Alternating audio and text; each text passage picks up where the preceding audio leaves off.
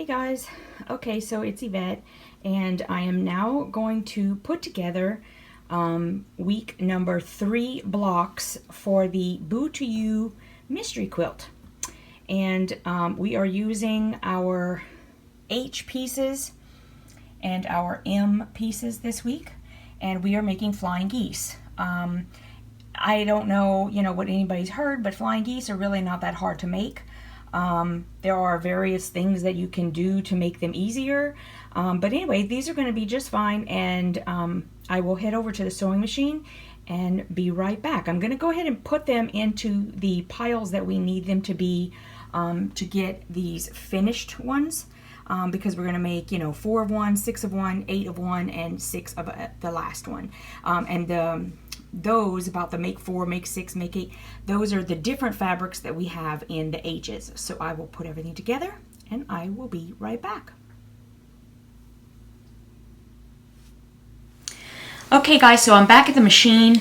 I have put all of the stacks together so that they're ready to go, and I have also marked a line. I hope you could, oh, you guys aren't going to be able to see that. If you can see, I drew a line down each one so that I know where to stitch, and that's going to be very helpful. So if I were you, I would take the time to do that. That way you're not having to eyeball edge to edge on the triangle. So I'm going to start sewing them together. I'm going to chain piece them. So what I'm going to do is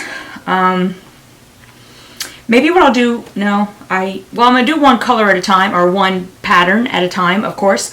And I probably won't be able to do all one side and then the other without pressing first.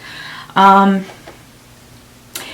have to see how that goes, because I don't know exactly how they're going to fall, and it could be that I'll be able to do both sides, because then we'll go over to the cutting board and do some trimming. So let's get started.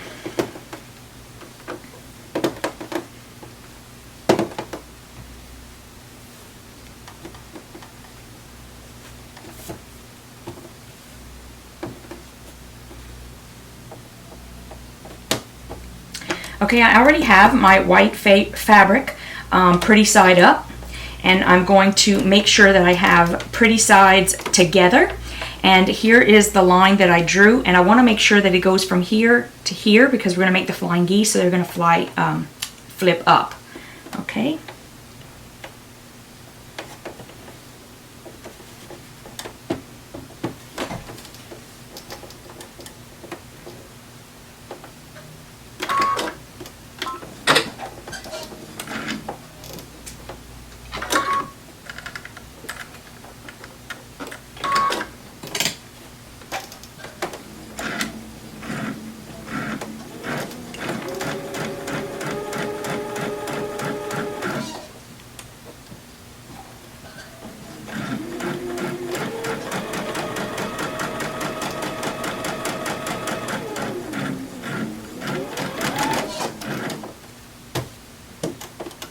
Okay, I can tell right now that I'm definitely going to have to do my cutting and pressing before I do the other side, because they're going to overlap. So I'm just going to do one side for each one, and then I will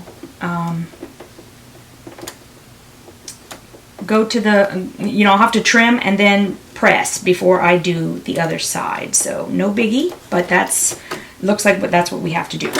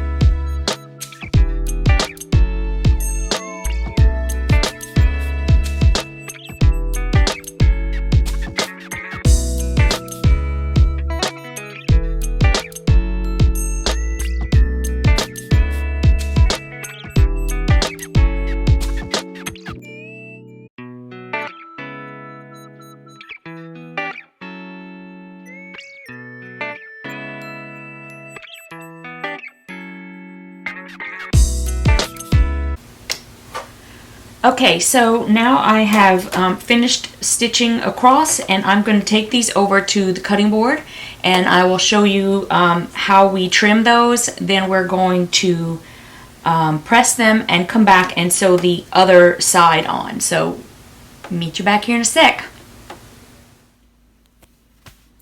Okay guys, so I am back at the cutting board.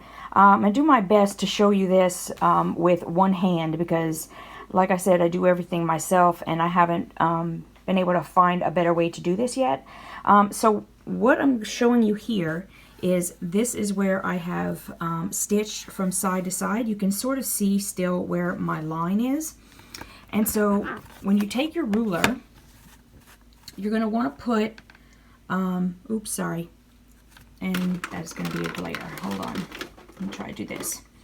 So you're going to see that the 1/4 inch line, let me get it where I need it first and I'll show you.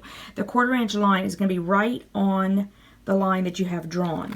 And you're going to trim just to the other side. So this is giving you your 1/4 inch seam allowance. Let me do that real quick and I'll show you what I mean.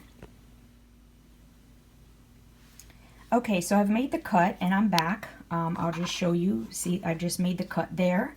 And when I pull the ruler away, you can see that it is a 1/4 inch beyond the line that I sewed. Okay, so the next thing I'm going to do, first you can just get rid of this. And I'm going to go over to the ironing board and I'm going to press this over. And that will be one side of our flying geese. So I will do that and I'll meet you back at the sewing machine. Okay guys, so I'm back from the sewing machine. Nope, I'm back to the sewing machine from the cutting board and from the ironing board. So now all we're going to do is attach the other side of the flying geese. And the way we're going to do that is my first one is one with spider webs. So I'm going to pull those down first. And again, you can see, well, maybe my line from corner to corner. And I'm going to lay that down this way. And I'm going to sew across this way so that once we cut off the excess here, we'll flip it over and we'll have a flying geese. So I am going to chain piece all of these, and yeah, so I'm going to start that now.